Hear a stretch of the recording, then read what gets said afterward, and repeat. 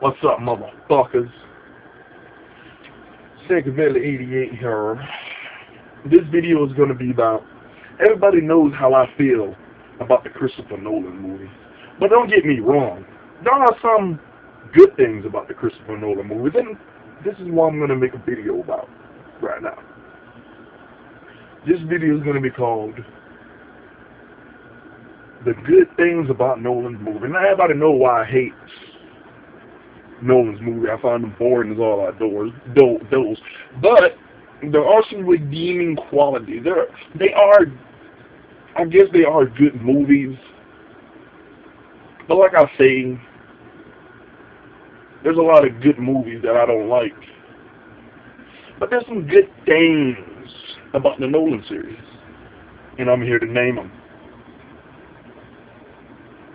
Number one good thing about the Nolan, it's going to be three things. I can't think of anything else. The three. But I'm going to expand on these three things. So don't worry.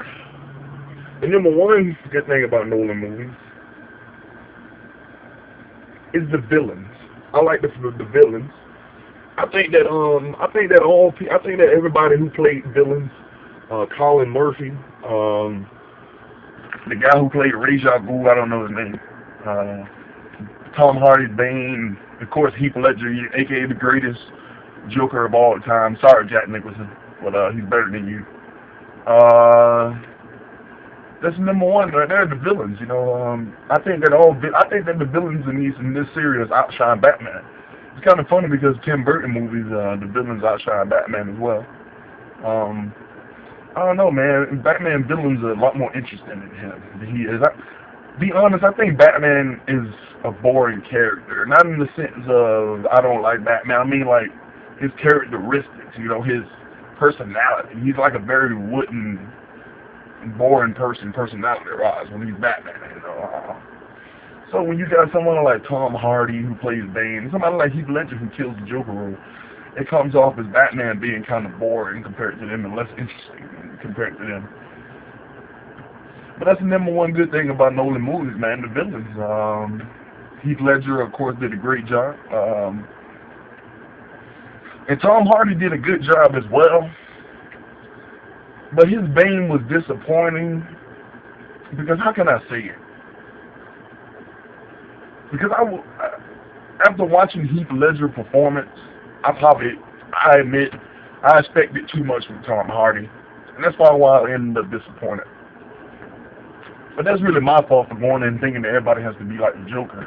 Which, I guess that Heath Ledger just did that role so fucking perfect that anybody who had any kind of villain, personally I think, or the Riddler would have been better because in my opinion, the Nolan movies, Batman doesn't use his detective skills that much. So I think that would have pushed Batman's detective skills better if they would have used the Riddler. But they used Tom Hardy. So the villains are a good thing, I like the presence of Tom Hardy as Bane. I just expected too much after coming off of Heath Ledger's performance. And that's not fair to Tom Hardy, but that's just the way my mindset was when I first seen the movie.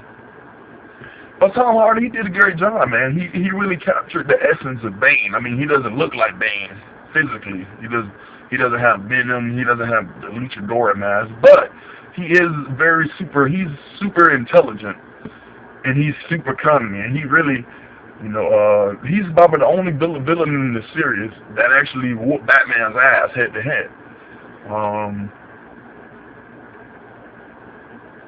I think Tom Hardy did a good job, man. Just that I was expecting too much after coming out for Heath Ledger. Now I understand. Now that I don't judge his performance now based on Heath Ledger. Now that I think about it, I base it on what he did in the movie, and I think he did a good job of what he had. I think it was kind of gay how they fucking gave Talia al Ghul, the backstory that we all thought it was Bane and all that shit. And Talia al Ghul was a lapdog. Just another reason why I don't believe Bane can carry a movie by himself. Because obviously Christopher Nolan or Warner Brothers don't believe that he can. Since they made him a lapdog, not once, but twice. And arguably, I don't know. Bane, he was pretty good. And Heath Ledger, oh man, Heath Ledger just killed that motherfucking role, man. Heath Ledger was the best Joker ever, man. I mean, when I first seen The Dark Knight, which by the way, The Dark Knight is way, way, way better than The Dark Knight Rises. Both are boring as all our those, but at least The Dark Knight had the Joker, so they made it watchable somewhat. Dark Knight Rises, Bane is good, but he doesn't keep your attention like Joker did, in my opinion.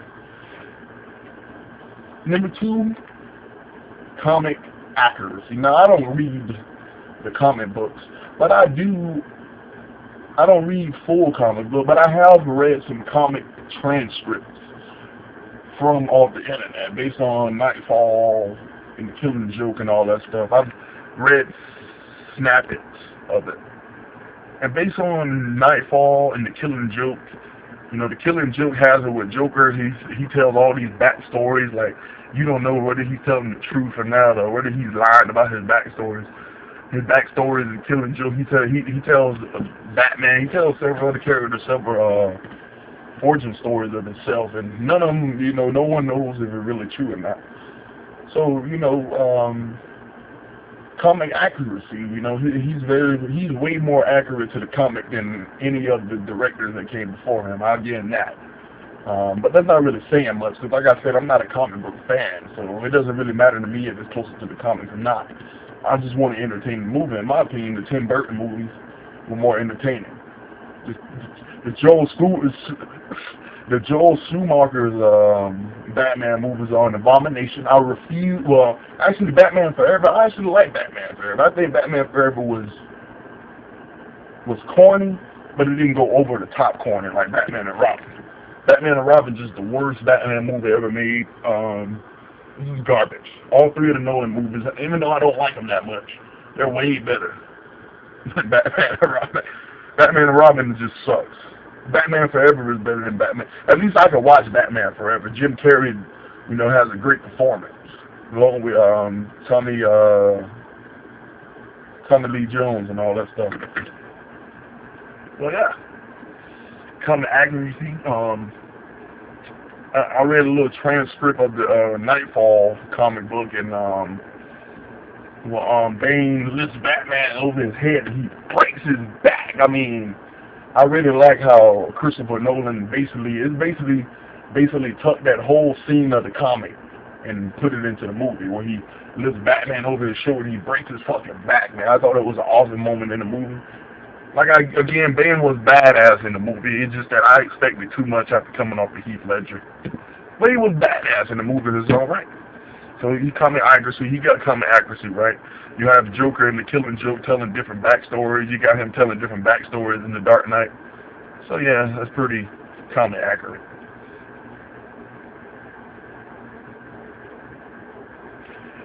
The third, and probably the final one, because I can't really think of anything else I really like about the Nolan movies, to be honest. The third and final one I would say is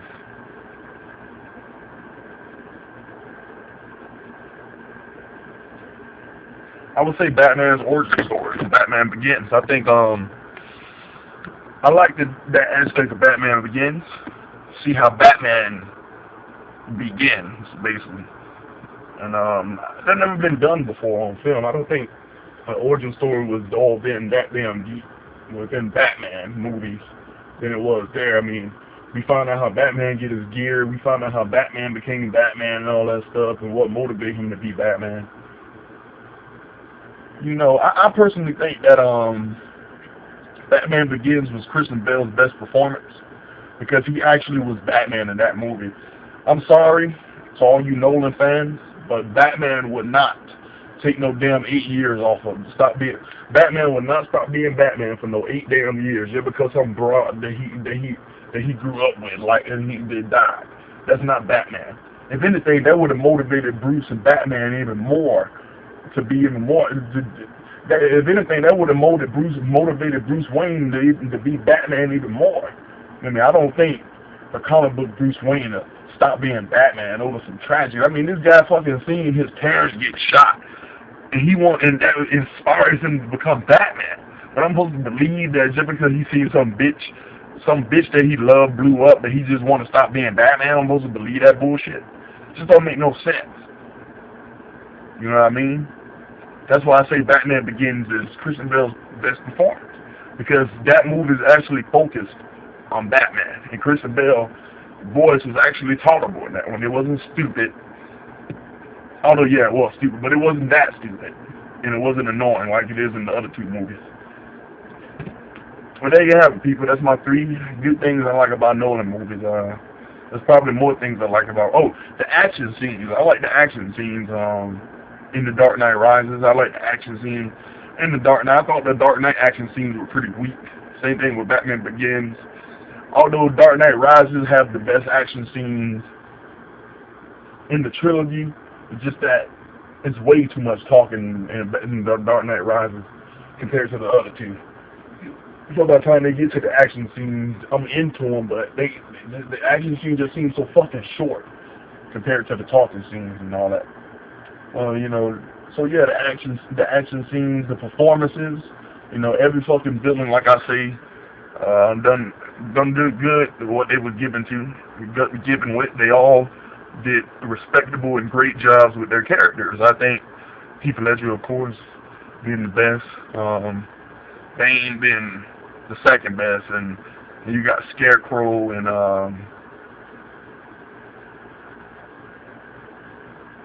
Ra's al Ghul. You know, yeah, that's it right there, man.